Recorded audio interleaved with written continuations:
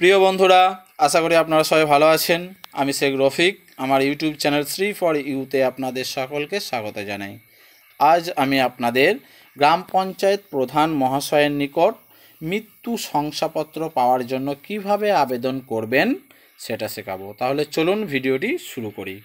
সবার প্রথমে আপনি মাননীয় গ্রাম পঞ্চায়েত প্রধান মহাশয় সমীপে লিখবেন। যদি গ্রাম পঞ্চায়েত প্রধান ম্যাডাম হন সেক্ষেত্রে মাননীয়া গ্রাম পঞ্চায়েত প্রধান মহাশয়া সমীপে লিখবেন। তারপরে আপনি যে গ্রাম পঞ্চায়েতে আবেদনটি করছেন সেই গ্রাম পঞ্চায়েতের নাম লিখবেন। লেখার পর গ্রাম পঞ্চায়েতটি যেখানে অবস্থিত সেই জায়গার নাম লিখবেন।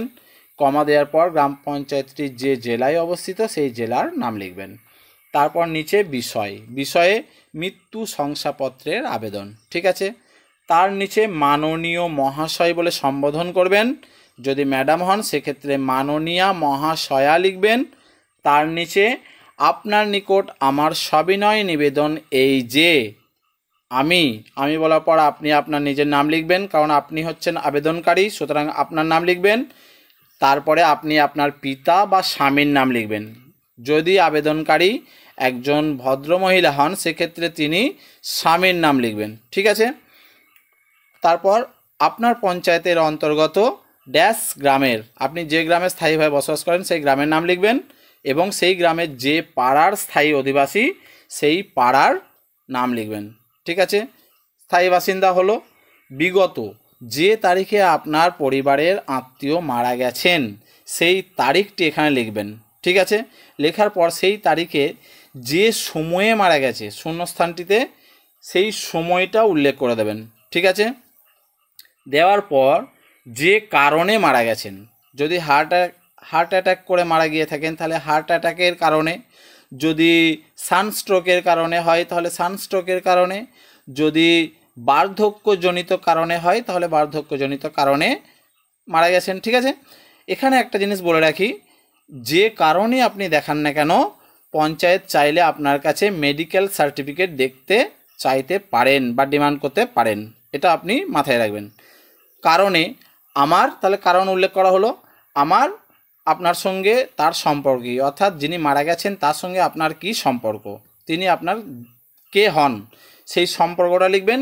লেখার পর যিনি মারা গেছেন তার সম্পূর্ণ নামটা ব্র্যাকেটে লিখে দেবেন। তার মৃত্যু হয়েছে, পাড়ার সদস্যদের সহায়তায় তার মৃতদেহে সৎকার্য সুসম্পন্ন হয়েছে। এখানে একটা জিনিস বলে রাখি বন্ধুরা, আপনি যদি নিম্ন মধ্যবিত্ত বা নিম্নবিত্ত পরিবারের সদস্য হন, অর্থাৎ আপনার আর্থিকভাবে যদি অসচ্ছলতা থেকে থাকে, সেক্ষেত্রে পশ্চিমবঙ্গের অধিবাসী হলে এখানে একটি প্রকল্প রয়েছে, সেই প্রকল্পের সহায়তা আপনি নিতে পারেন।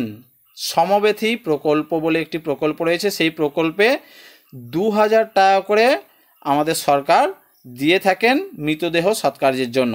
আপনি চাইলে সেই সুবিধাটা নিতে পারেন এবং সেই সুবিধাটা পাওয়ার জন্য আপনাকে পঞ্চায়েতে কিভাবে আবেদন করতে হবে তার ভিডিও আমার চ্যানেল রয়েছে, আপনারা চাইলে দেখে নিতে পারেন। আমি আই বাটনে তার লিঙ্কও দিয়ে দেবো, আপনারা চাইলে সেখান থেকেও দেখতে পারেন, অথবা আমি এন্ড স্ক্রিনে সেই ভিডিওটি দিয়ে দেবো, আপনারা চাইলে সেখান থেকেও দেখতে পারেন। যাই হোক, তারপরে চলুন প্যারাগ্রাফ চেঞ্জ করে, অতএব মহাশয় আপনার নিকট একান্ত অনুরোধ যাতে আমার, তার সঙ্গে আপনার যা সম্পর্ক সেই সম্পর্কটা এখানে লিখবেন, এর মৃত্যু শংসাপত্র পাই তার সুব্যবস্থা করলে বিশেষভাবে বাধিত থাকব। এই পর্যন্ত লেখার পর আপনি ডান দিকে নিচে ইতি বলে লেখার পর আপনার নিজের নামটি সই করবেন এবং ইতি সোজাসুজি বাঁ দিকে তারিখ লিখবেন।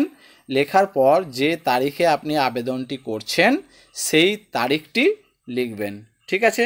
লেখার পর আপনাকে মৃতদেহ সৎকার্যের সময় যে সমস্ত ব্যক্তিবর্গ সেখানে উপস্থিত ছিলেন, সেটা কবরস্থ করার সময়ই হোক বা শ্মশানে দাহ করার সময়ই হোক, সেই সৎকার্যের সময় যে সমস্ত ব্যক্তিরা উপস্থিত ছিলেন সেরকম মোটামুটি 5 জনের সই করতে হবে, ঠিক আছে। আপনি এখানে 5 জনের সই করাবেন এবং প্রত্যেকের সই করানোর পর তাদের বয়সটি আপনি অবশ্যই ব্র্যাকেটে লিখে দেবেন। লিখে দেওয়ার পর এই আবেদনপত্রটি আপনি পঞ্চায়েতে জমা করবেন। পঞ্চায়েত থেকে আপনাকে একটি ফর্ম মানে দিতে পারেন তারা, সেই ফর্মটি পূরণ করে আপনি পঞ্চায়েতে জমা করলেই আপনি আপনার আত্মীয়র মৃত্যু শংসাপত্র পেয়ে যাবেন। বন্ধুরা, ভিডিওটি আপনাদের কেমন লেগেছে তা আমাকে কমেন্টে জানান। ভালো লাগলে দয়া করে লাইক ও শেয়ার করুন এবং সাবস্ক্রাইব করে আমার চ্যানেলের সঙ্গেই থাকুন। তাহলে আজ এখানেই শেষ করছি। আপনারা সবাই ভালো থাকবেন, সুস্থ থাকবেন। ভিডিওটি সম্পূর্ণ দেখার জন্য অসংখ্য ধন্যবাদ।